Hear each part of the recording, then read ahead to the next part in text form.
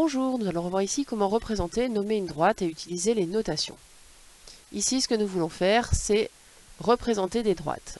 On veut tracer les droites passant par A et B, passant par A et C, et passant par B et D. On sait que par deux points, il ne passe qu'une seule droite. On sait aussi qu'une droite est un élément géométrique infini, c'est-à-dire qu'il ne s'arrête jamais.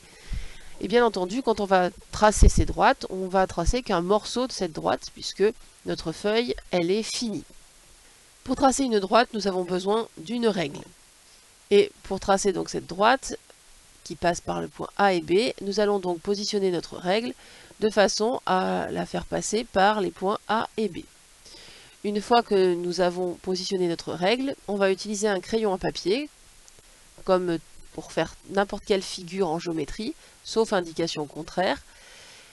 Et nous allons tracer un trait, une ligne droite, qui va passer par ces points A et B. Ce qui va être important quand on vous demande de tracer une droite, c'est de s'arranger pour faire dépasser un petit peu la représentation des points ou des intersections avec d'autres objets mathématiques. Même chose donc pour AC. Nous allons donc nous positionner notre règle de façon à ce qu'on soit en contact avec le point A et le point C. Puis nous traçons en faisant en sorte de faire dépasser légèrement des points A et des points C.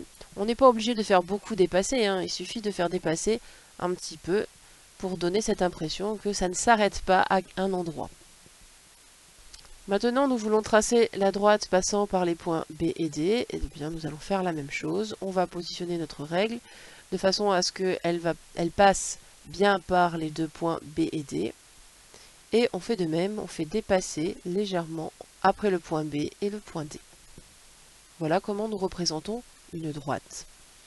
Merci d'avoir écouté.